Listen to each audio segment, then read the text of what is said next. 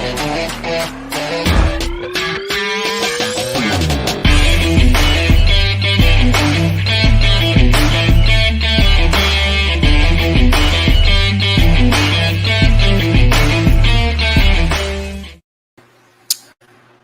happening, everybody? Good morning. Appreciate you guys tuning in to another episode of Coffee and Coaching. Got my coffee, my normal pumpkin spice, and got a little brain octane and a couple other things mixed up in there. So fired up, ready to roll. Hope you guys are doing amazing and having a great week. And so appreciate you guys jumping in morning.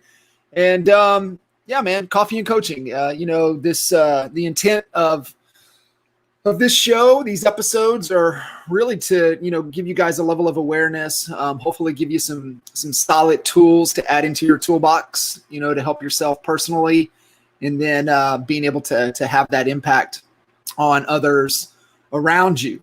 The whole plus, minus, and equal, right? So, as always, if you guys have any questions, anything you want to dive into, throw it into the comments, and we'll work through anything that is on your mind. Like to keep changing it up on you guys every now and then. Just deliver some content. What's happening?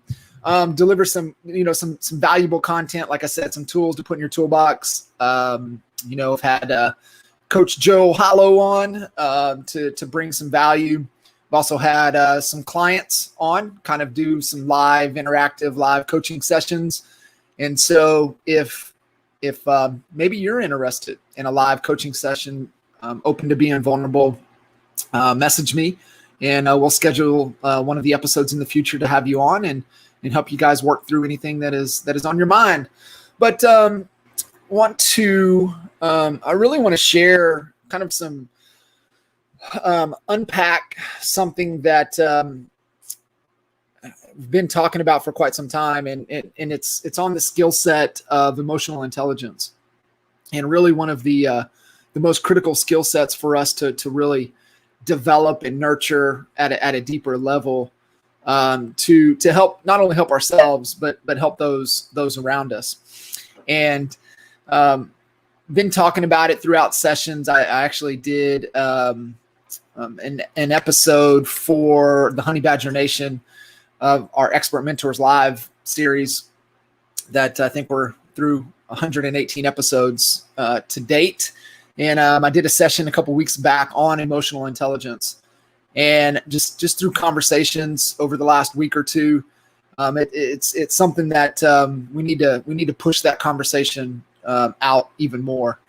And had the opportunity to speak this week at the Northern Virginia Association of Realtors, their expo, their conference. They went virtual, like everything else has gone virtual this year. So they've got a 3-week run for that event, and had the opportunity and was honored to ask to speak this week. And one of the little pieces, I didn't unpack it and go deep on emotional intelligence, but we hit on the core pillars with it, and the feedback was fantastic. And so kind of thinking through, want to stay relevant with you guys on the coffee and coaching and really what's happening, what's going on.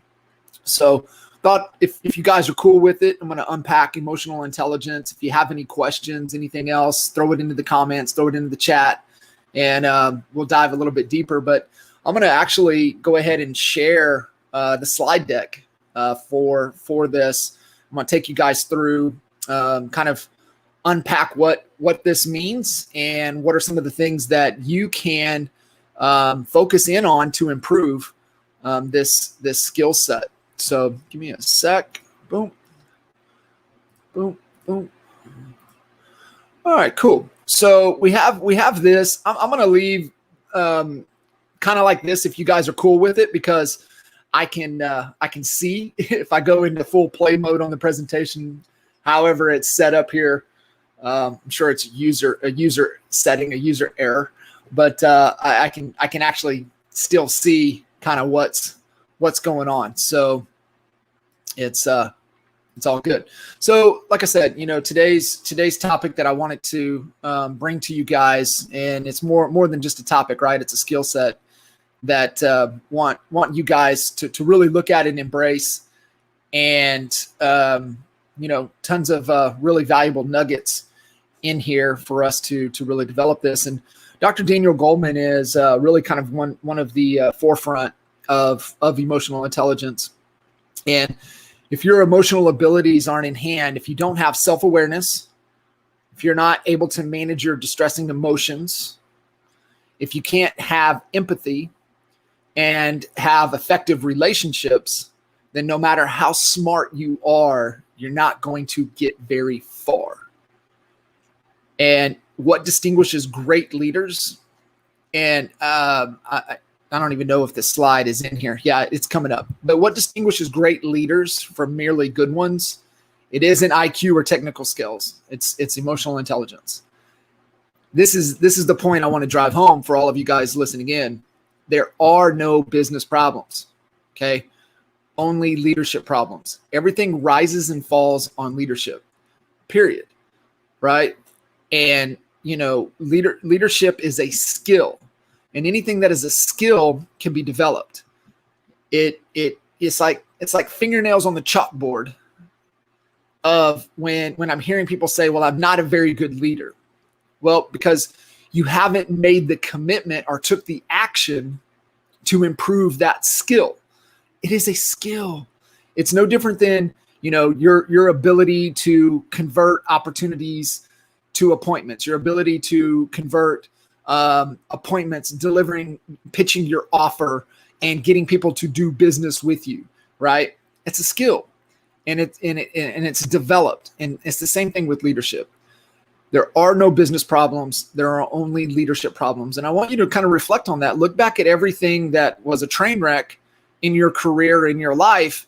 And I'd be willing to bet that there was a leadership flaw, most likely a leadership flaw on your part, that caused that situation, or the situation could have turned out differently if you would have committed to enhancing that skill.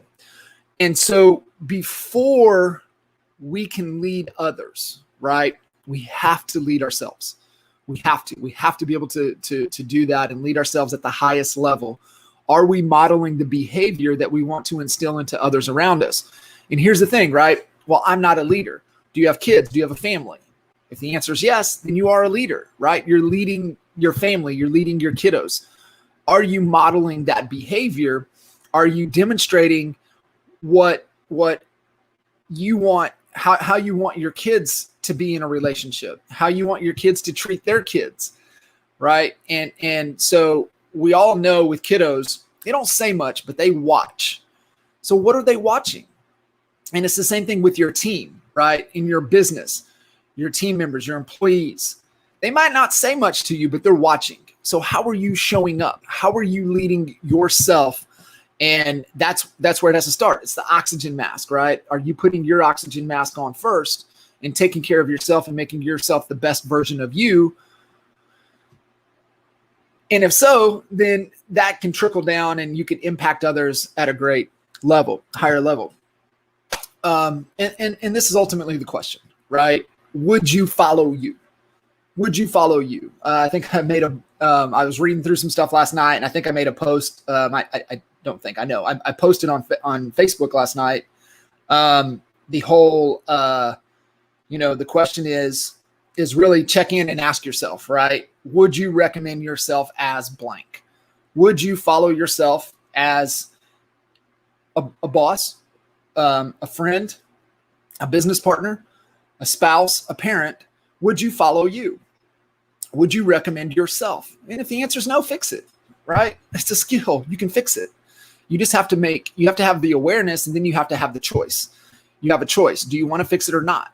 And a lot of people just don't, right? They just don't want to fix it. So, you have the choice. If you want to be the best version of yourself, you have the option, the opportunity, the resources to make that possible. Little pro tip in here, and my boy Bake, we're obviously diehard Sooner fan. So wherever the Sooners go, we follow. And little pro tips. If Nick Krim was listening in, he would say more hot sauce. But the pro tip is just, hey, make sure you're paying attention.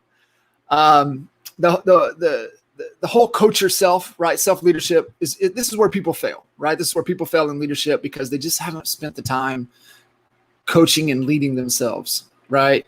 You have to coach yourself before you can coach others. You have to lead yourself before you can lead others. And how well of a job are you doing in doing that? And this is the whole point. This is the whole toolbox. This is the whole conversation that I want to have with you guys this morning. This is the skill set that we have to develop, right? This is it. It's emotional intelligence. It's the main one to focus on. And we've all heard that, right? It's emotional intelligence, right? Well, what the hell does that mean? And it really means these 5 things. These are the foundation for emotional intelligence. And we're going to go through each one of these. I'm going to unpack every one of these for you guys. It's self-awareness, it's self-regulation, motivation, social skills, and my opinion, the most important one, empathy. So self-awareness is really just the ability to recognize and understand your moods, emotions, drivers, and how that has an impact on others. Essentially, what are you good at, and what do you suck at?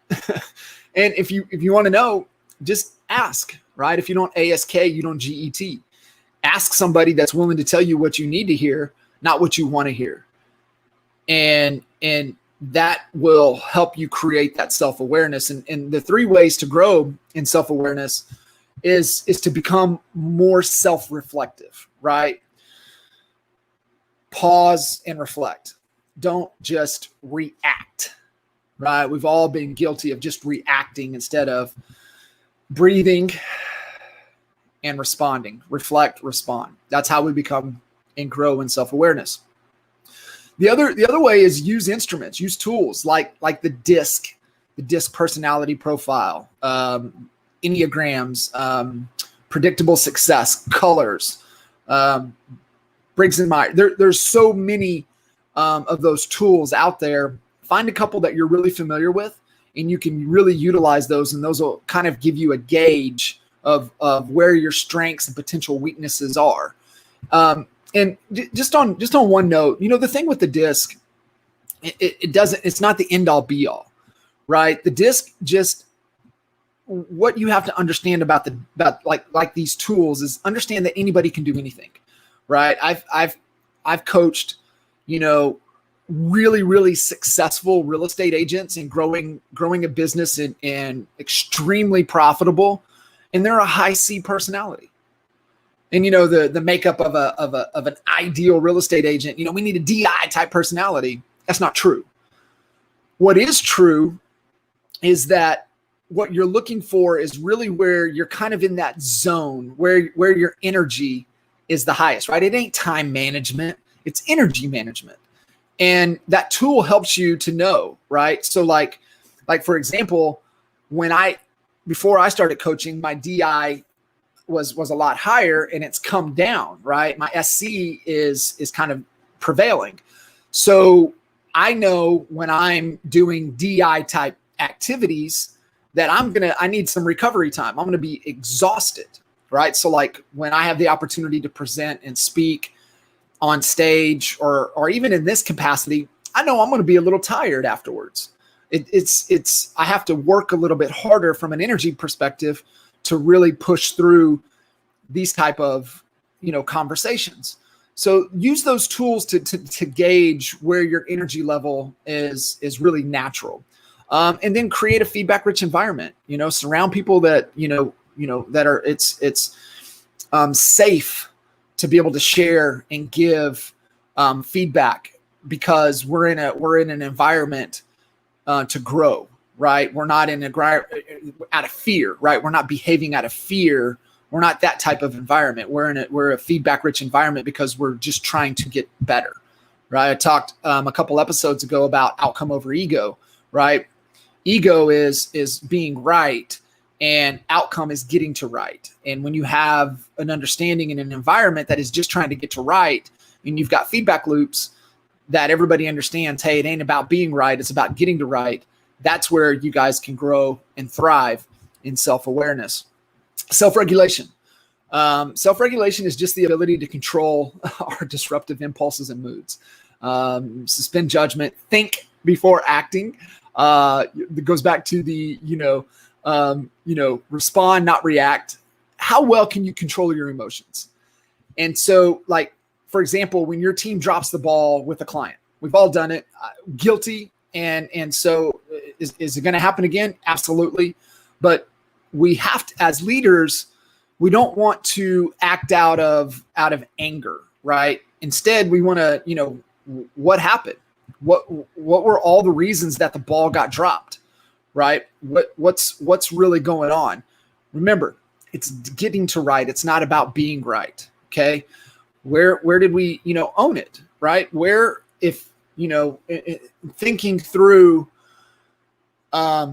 taking ownership in all of, if the entire outcome was 100% dependent upon my fault, how could I have done better? Right. And that's part of creating that feedback rich environment where everybody embraces that 100-0 principle. And, it's like, what could I have done differently? What could I have done better? And so that really helps with self-regulation. Motivation. It's a big one, right? Because what we have to understand with motivation is that people cannot motivate us. All right. People can inspire us, but motivation only comes from within. And it's a passion, right? Passion is energy. So where is your energy to work for reasons that go beyond money or status? And I'm going to give you guys these 5 motivators, and I want you to kind of really let this sink in. First motivator is out of fear, out of guilt, out of shame, out of anger, out of rage. And think through when you've tried to motivate yourself on, shaming yourself into doing something, right? Guilting yourself into doing something. And, even as a leader, even if we're trying to do that to another human being, it breaks trust. It's not sustainable, right? It's good for short bursts, but it's not long-term. Number 2 is extrinsic rewards, right? Money, fame, control, approval, safety, security. And when we broke down the core pillars of ego, right? Ego is attached to approval, safety, security. So that's when we're defending ourselves, is when ego takes over. And so look how this is not a solid motivator. And so we've all been guilty. We're probably doing it with our teams to this day, right? Hey, you hit this target, you're going to get this reward. Even thinking through my push, journey over the last couple of years with Ironman, it's like, the beginning motivators worked, which was really more extrinsic. Now, when I shifted to more intrinsic, which is the next one, which we'll talk about, man, that motivation was more sustainable. It was there. That passion, that energy was there. So think through that, right? So 1 and 2, they're motivators, but understand that they're not sustainable, and they leave kind of this toxic residue. And understanding extrinsic, you always have to keep increasing it. Think about that, right? Hey, we're going to have a sales competition this month. Whoever sells the most gets $500. $500 the next month ain't going to be the same. And you ain't going to get the same drive out of the same person. So you always have to keep increasing it. So they're good motivators, but there are better ones. And these are the other 3 that are a lot better. And one is intrinsic, right? Intrinsic rewards. These live from a sense of purpose, our just cause, our sense, our calling. And when we have an alignment to that purpose, we discover kind of where we're in this natural flow state. And this is really the first motivation that doesn't leave that toxic. It's intrinsic. What are we working towards? And that's why when we take on a new client, right in the beginning, some of our first conversations are around, what is that just cause? What is the purpose? What is your why?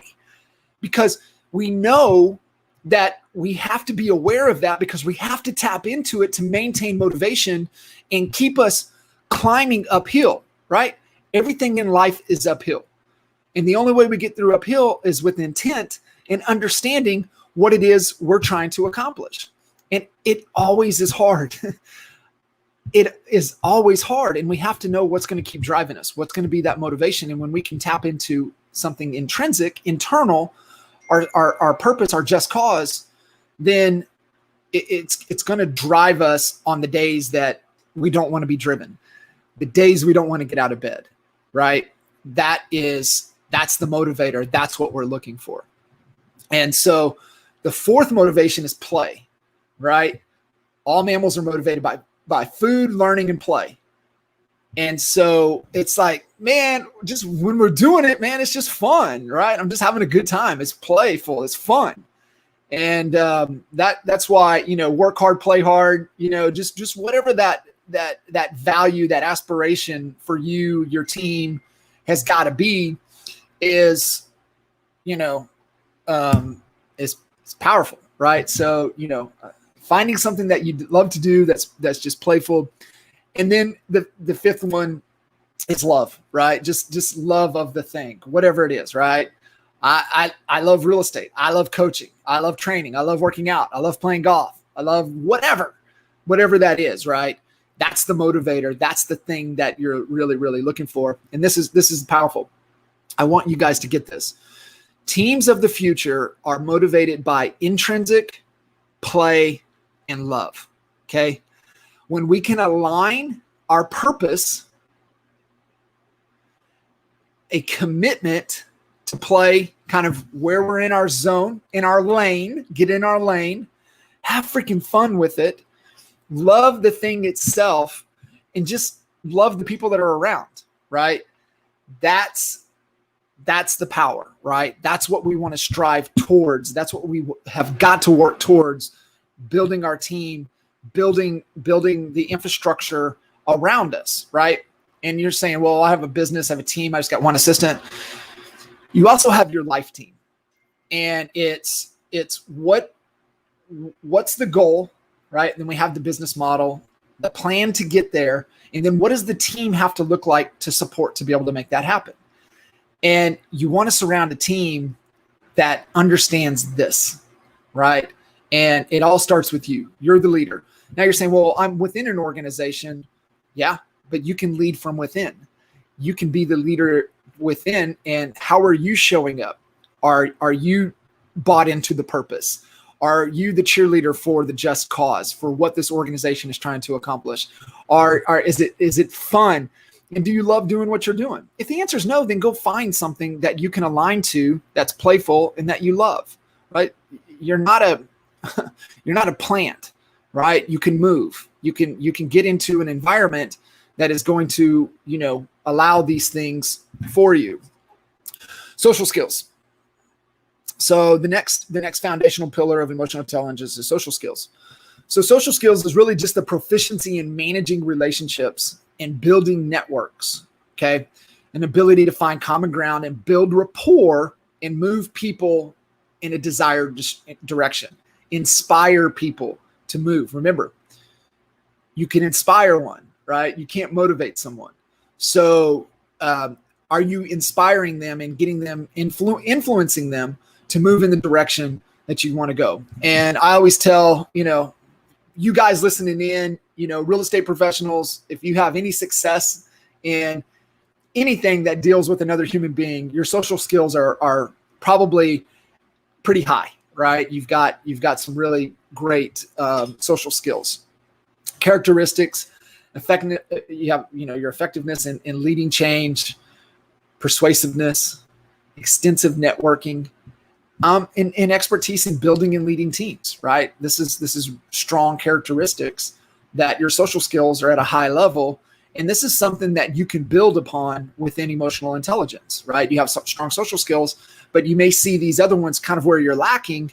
and what can I do to, improve those, right? How can I work better to make those just as strong as maybe my social skills are?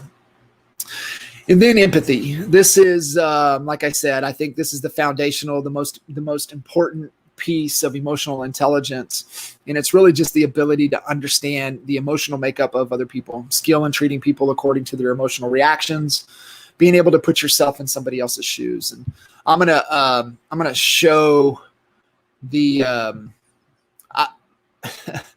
I'm gonna show the video that will. Let's see if it'll do it this way. Maybe not. Let me do this. I gotta show this video to you guys. It's because when you see this, you get it, and it's really everything.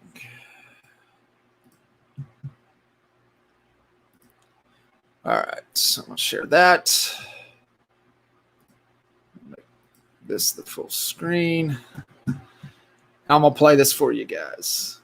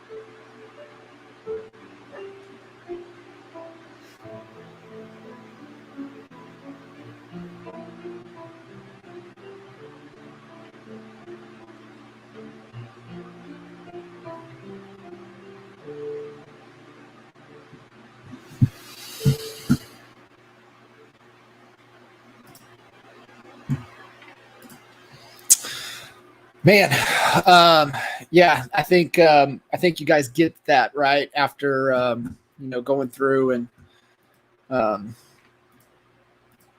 watching that video. And so that's the Cleveland Clinic. So you can just YouTube Cleveland Clinic empathy. Just put that in, and it's a must. Would recommend sharing it with your team, sharing it with your kiddos, sharing it with your family. It's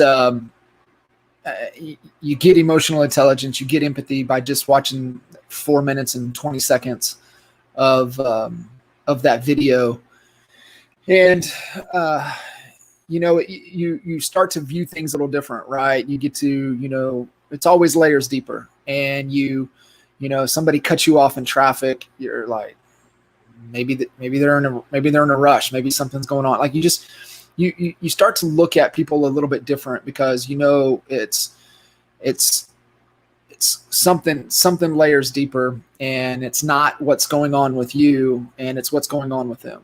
And I think when you can understand and embrace these core pillars within emotional intelligence and really starting with empathy, it'll change you as a person, it'll change you as a leader, and it's going to allow you to have a greater impact on whatever it is that you want, the impact that you want to have, right? And it comes down to your contribution so that you can have whatever impact. And that's your why, right? Your why is your contribution to have impact. And it really, the more you can develop and take your skill set from emotional intelligence, you're going to exponentially grow as a leader. You're actually going to grow yourself. You're going to grow, your leadership role in your family, for your kiddos, in your community, in your church, in with your team. And so like, if you could just like really get your arms around, hey, what should me personally be doing to grow at the highest levels? My answer is this: it's emotional intelligence. So let's see what else we got here for you. So yeah, we're each born with certain levels, but we can strengthen these abilities through persistence, through practice, through feedback from colleagues, friends, family members, or even a coach, right? Don't be afraid to reach out there and get a coach. We all need it. So, all right. Alex, what's up, brother? Appreciate that. Yeah, anything on your mind? Anything you guys got? Any feedback, comments there? Yeah, throw it through the comments. That video usually hits hard, hits real hard, and so I get it. That's why I love sharing it with as many people as I can, because the more awareness that we all have, the better choices and the better actions that we're going to take at every level, right?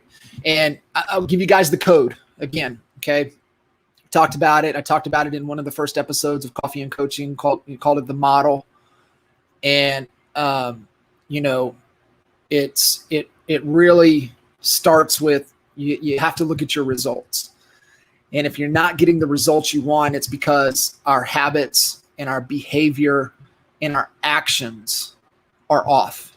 Okay. And if for some reason we're not behaving how we need to behave, or our habits are not where they need to be to get the results, we're not taking the right action, it's because we're feeling a certain way, right? We're feeling creatures. right? Get out of our head, get more into our hearts. We are feeling creatures. That's why I love showing that video, because that's a feeling video, right? And so you feel a different way after you see that. You feel a different way. You're gonna from that feeling, you're gonna take a different action, and you're gonna get a different result. But what drives our feelings? What drives our feelings are our beliefs. Our beliefs and our thoughts, right? All our beliefs are just a collection of our thoughts, how we're thinking. That video got you to think a little different. So now you have a different belief, and you feel a little different. You're going to behave a different way, and you're going to get a different result. But at the beginning of this combination, the beginning of this code, it's environment, right? Like this environment that we're in right here is challenging your thinking, is challenging your beliefs. Environment is stronger than willpower. I posted a quote from Nipsey a couple of weeks ago, and it's, you have to look at your circle, right? And is your circle inspiring you, challenging your thinking, challenging your beliefs? And if it's not, then you don't have a circle. You have a cage. And so that's where it all starts, right? I appreciate you guys jumping in here to Coffee and Coaching. You're trying to create an environment that does just that inspires you to think differently, to challenge your beliefs, that gets you to feel in a way that's going to get you to take empowering action that's going to lead to empowering habits, that's going to give you empowering results. And that's my goal. That's my goal for you guys. And that's, the whole conversation and what Coffee and Coaching is about, and what we're trying to do and give you guys as much value as possible. So appreciate y'all. If you have any questions, anything else you want to reach out, feel free, hit me up, email, Facebook, smoke signals, whatever you got to do. And we're here for you guys. Appreciate y'all. And I look forward to seeing you guys on the next episode of Coffee and Coaching.